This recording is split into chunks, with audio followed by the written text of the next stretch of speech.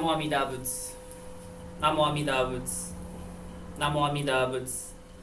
Namandab, namandab, namandab, namandab, namandab, namandab.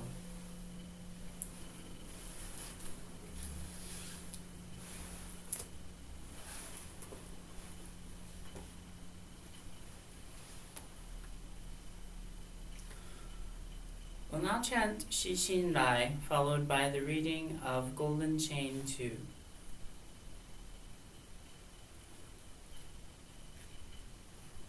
Then we'll chant the Sutra Junirai.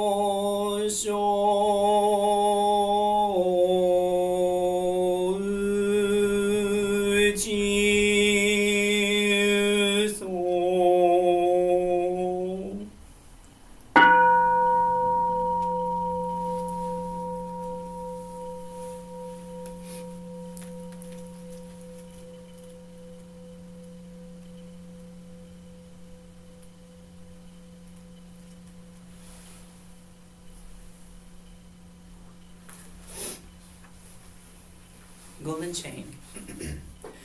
I'm a link in the Buddha's golden chain of love that stretches around the world. I must keep my link bright and strong. I will try to be kind and gentle to every living thing and protect all who are weaker than myself. I will try to think pure and beautiful thoughts, to say pure and beautiful words, and to do pure and beautiful deeds, knowing that on what I do now depends not only my happiness or unhappiness, but also that of others. May every link in the Buddha's golden chain of love become bright and strong, and may we all attain perfect peace. Namo Amida Butsu. Namo Amida Butsu. Namo Amida Butsu. Namandab, namandab, namandab, namandab, namandab, namandab, namandab.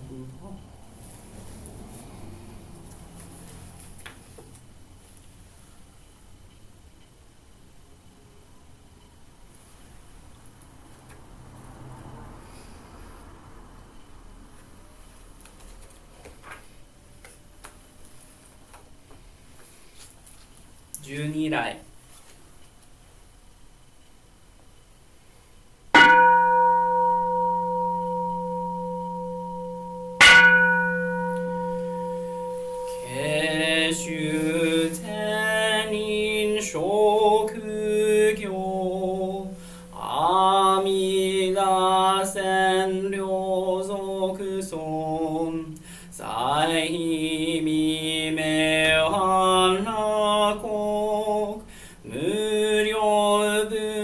し主意ね金色身長女戦のシャマタ行女祖部両目上脈小蓮華高雅将来未来尊全然年上女満が異行有女千日が小女天空くしら高雅将来未来尊観音頂戴観地宇宙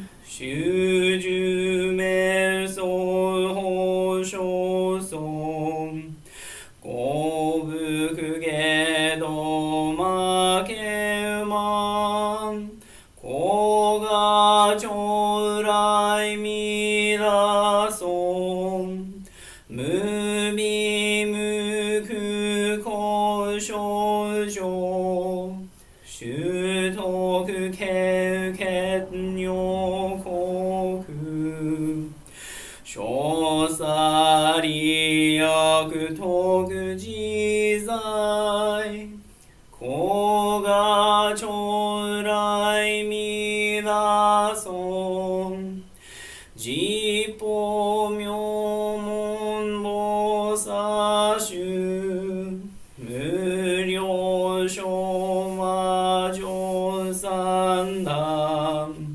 一生衆上願力自高雅将来未来尊根海法見知正見前言少女名大差おひざ上女戦の高雅将来未来尊実法将来勝負し権限人図し安楽戦後尊厳直行高雅将来未来尊小無常無我と薬尿水願伝尿路異種説法無名字高雅将来未来尊非尊無説無悪名薬無尿になく道夫主任心心教非尊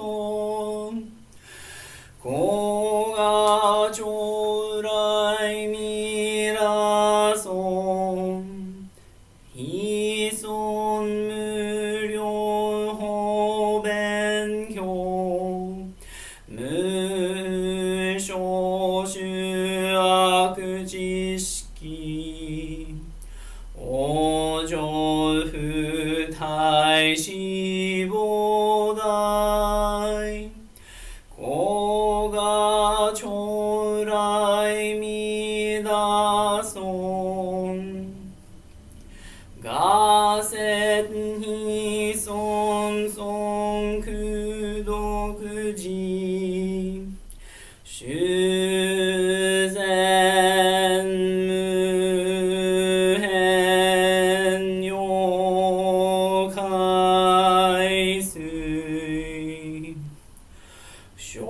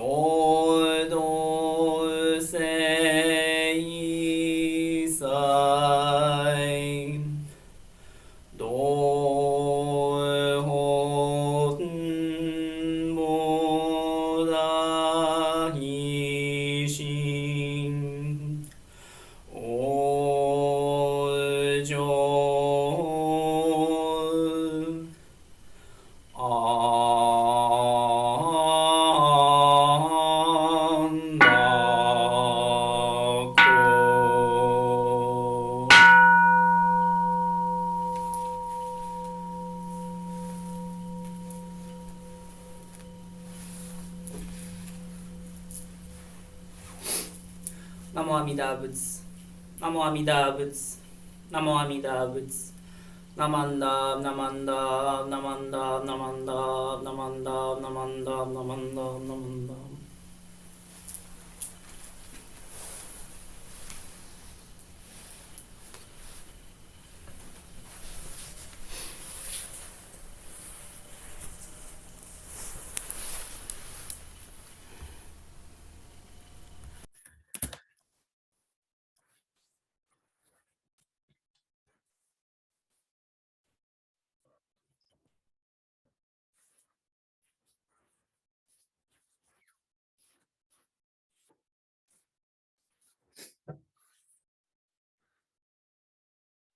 Good morning, everyone.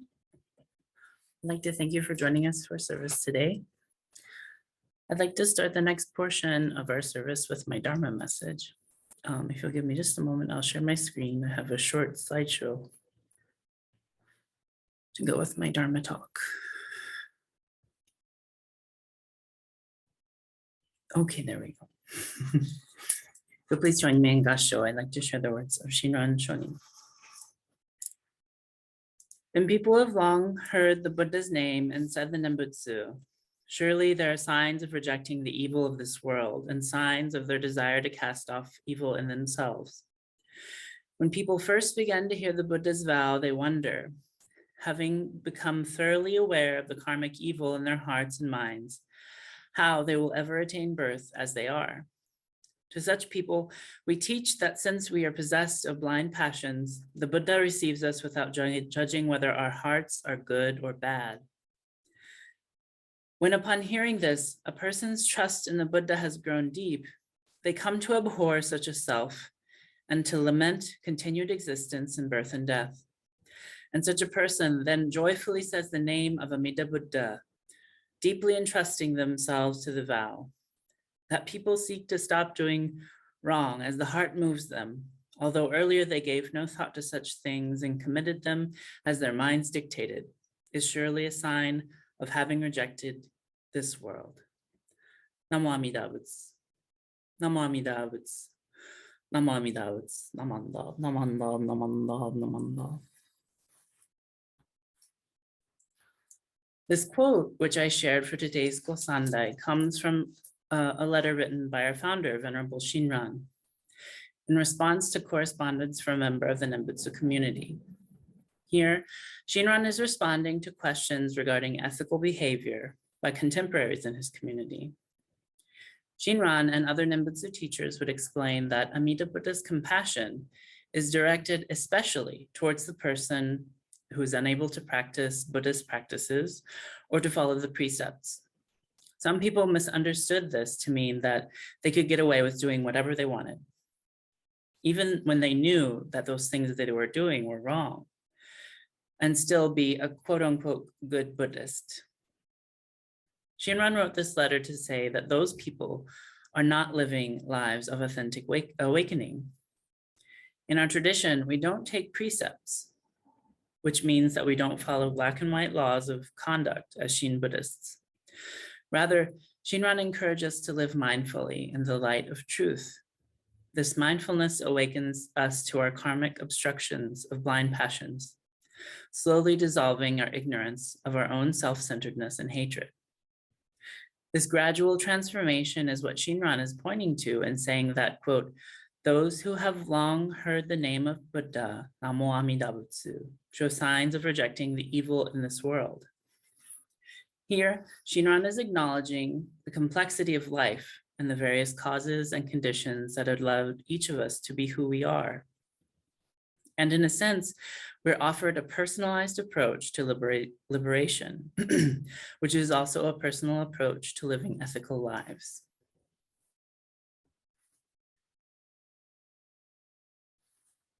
Here, I want to point out the challenging problem that we all face as Buddhists, and I dare say that this problem faces all of humanity, not just Buddhists. And the problem is that of morality versus ethics. We can think of morality as codified rules of conduct, which are guided by particular ethical views during a particular time in a particular cultural context. Buddhist precepts, the 10 Commandments, Sharia, and many other codes of conduct are systems of morality. Broadly speaking, they're legalistic attempts to establish clear notions of right and wrong.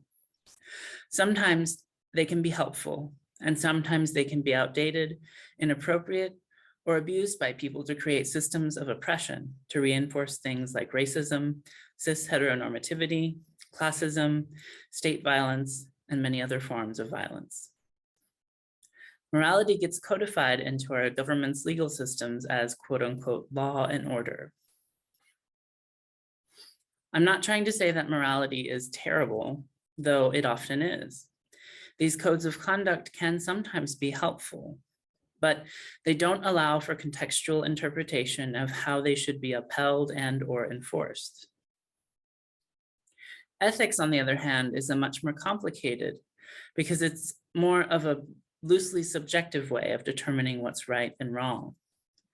If morality is fairly black and white in its approach to good and bad, then ethics is a rainbow that encompasses important aspects of our individuality. A sense of ethics is what Shinran is advocating for in his letter that we are considering today. Because an ethical life includes our own circumstances, our race, our gender, sexuality, creed, class, and so many other things that make up our identity. Ethics involve this subjective and complex self in relation to others. Working out ethics for ourselves is difficult. It means that our positionality in relationships is constantly shifting. What we think is right and good this year might end up being harmful and wrong next year.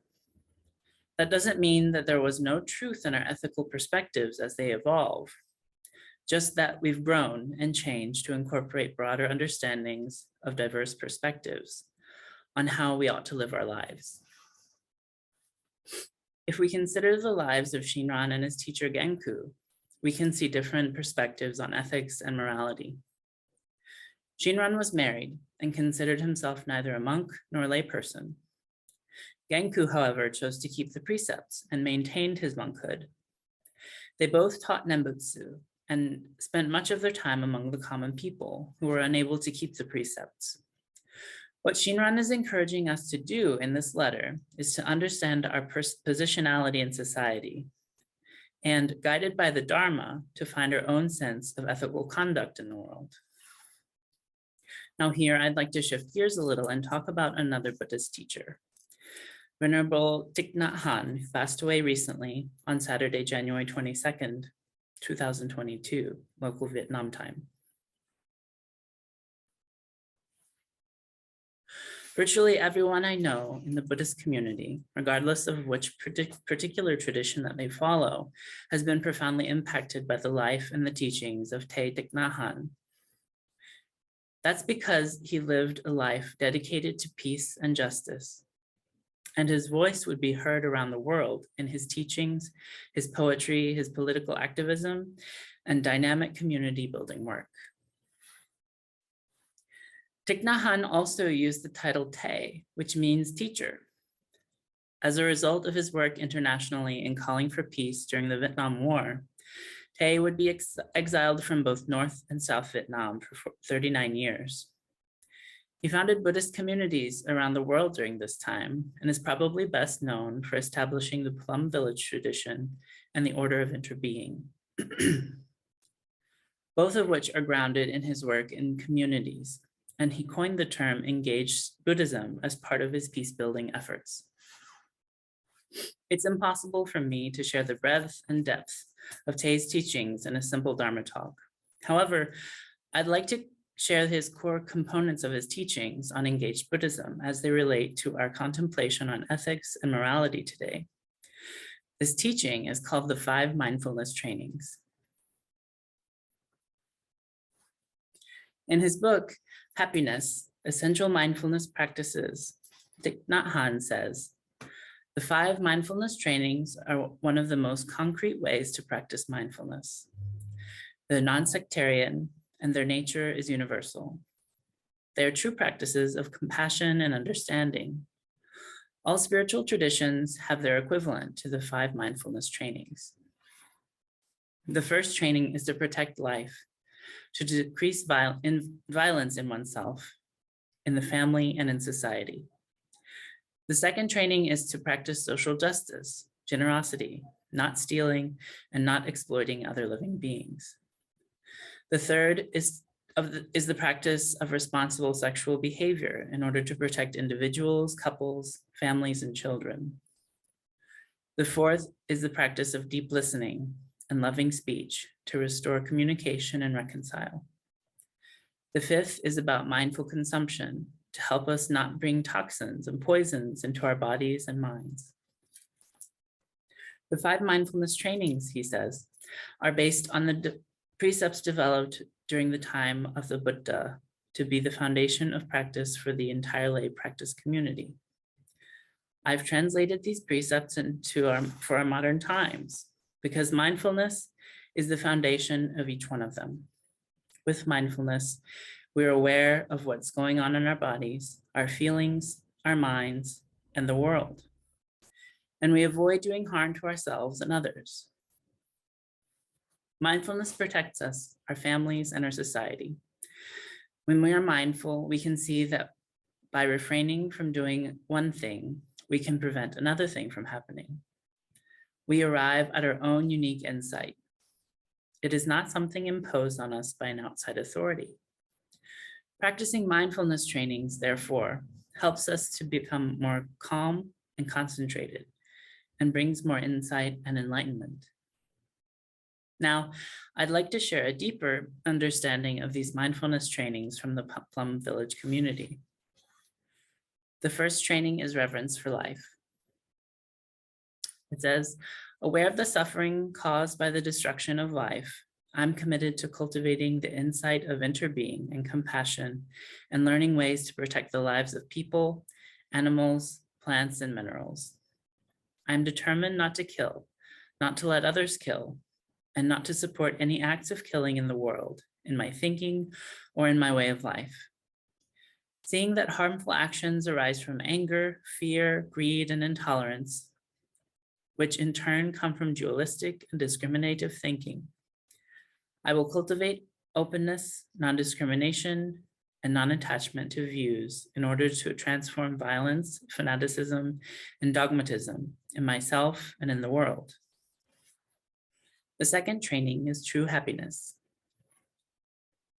Aware of the suffering caused by exploitation, social injustice, stealing, and oppression, I am committed to practicing generosity in my thinking, speaking, and acting. I'm determined not to steal and not to possess anything that should belong to others. and I will share my time, energy, and material resources with those who are in need. I will practice looking deeply to see that the happiness and suffering of others are not separate from my own happiness and suffering, and that true happiness is not possible without understanding and compassion, and that running after wealth, fame, power, and sensual pleasure can bring much suffering and despair. I'm aware that happiness depends on my mental attitude and not on external conditions, and that I can live happily in the present moment simply by remembering that I already have more than enough conditions to be happy. I'm committed to practicing right livelihood so that I can help reduce the suffering of living beings on Earth and stop contributing to climate change. The third training is true love. Aware of the suffering caused by sexual misconduct, I'm committed to cultivating responsibility and learning ways of protecting the safety and integrity of individuals, couples, families, and society. Knowing that sexual desire is not love and sexual activity is motivated by craving, always causes harm to myself as well as others. I'm determined not to engage in sexual relations without true love and deep long-term commitment made known to my family and friends.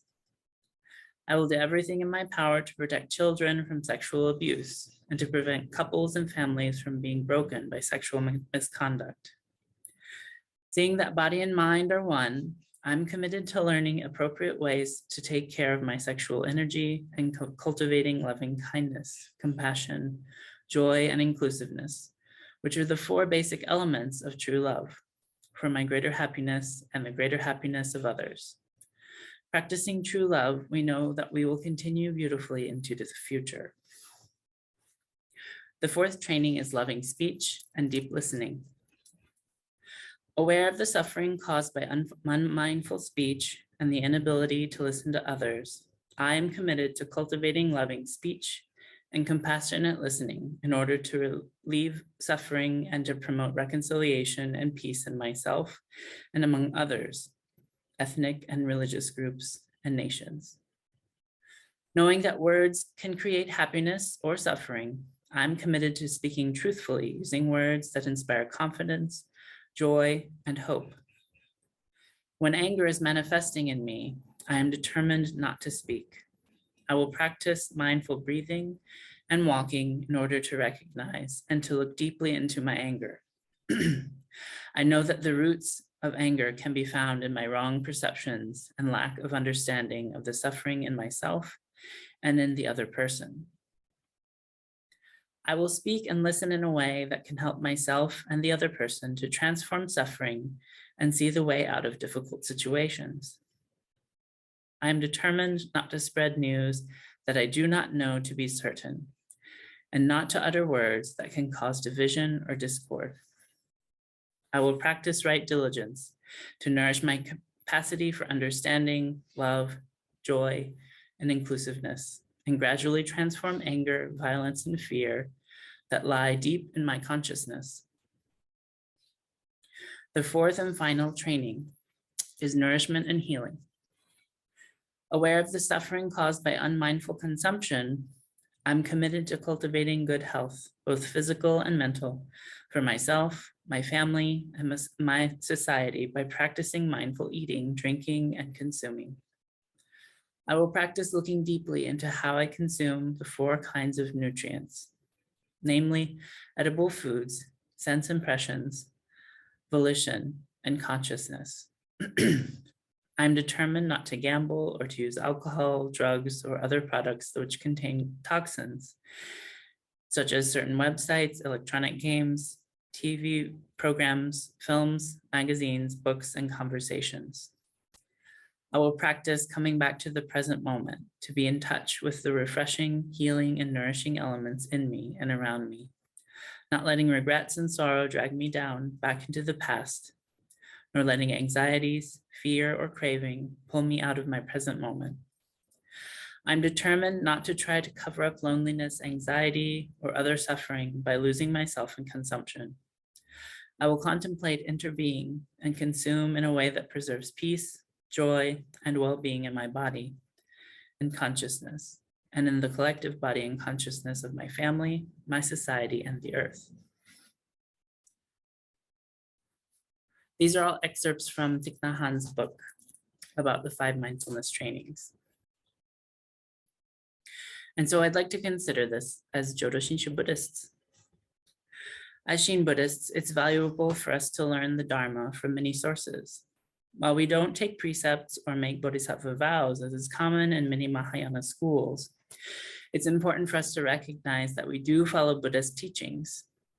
As for myself, when looking at the 5 mindfulness trainings, I know that there are some of those that I can't uphold every day. However, it doesn't mean that each of those trainings doesn't hold wisdom, or that they can't guide me when I struggle to make my own personal ethical choices. As Shin Buddhists, our spiritual and ethical lives all come back to the primal vow of equality, that all beings are on the path to awakening and liberation together.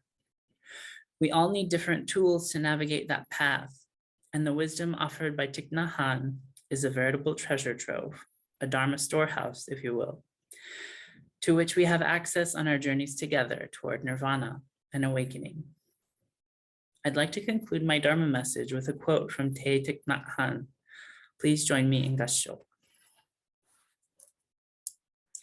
Meditation is not an escape from society, but to come back to ourselves and to see what's going on. Once there is seeing, there must be acting. With mindfulness, we know what to do and what not to do to help. Namo Amida Butsu. Namo Amida Butsu. Namo Amida Butsu. Namanda, namanda, namanda, namanda.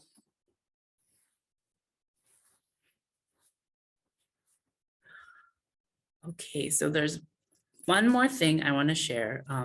My good friend, Miko, who's come to our services a couple of times, she and my other friends are in a musical group called the Cherry Blossoms. And Miko studied Thich Nhat Hanh for a little while. And she's also a Jodo Shinshu Buddhist. And she posted something on Facebook yesterday that I wanted to share with you all. She and the Cherry Blossoms together performed a song. And I want to share what she wrote on her wall, and then I'll share the song with you all. Miko says, the teachings of Thay Thich Nhat Hanh have brought me peace and safety during times when I felt very lost. He dedicated his life to sharing mindfulness and true love with the world. When I heard of his passing yesterday, I felt compelled to share.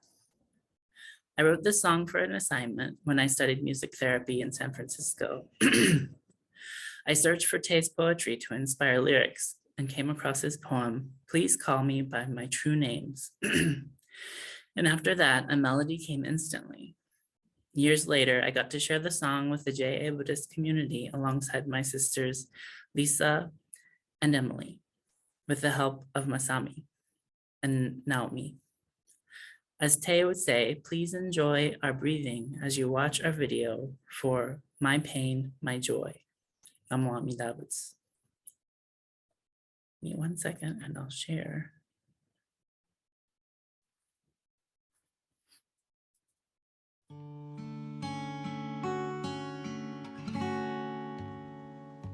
My pain is like a river of tears, so vast it fills the 4 oceans. My joy is like the spring, so warm the flowers bloom. My heart is sings the truth of what I feel. The pain of hurt, the joy of love, I'll notice as they come and go. Kawa to naru namida, shikai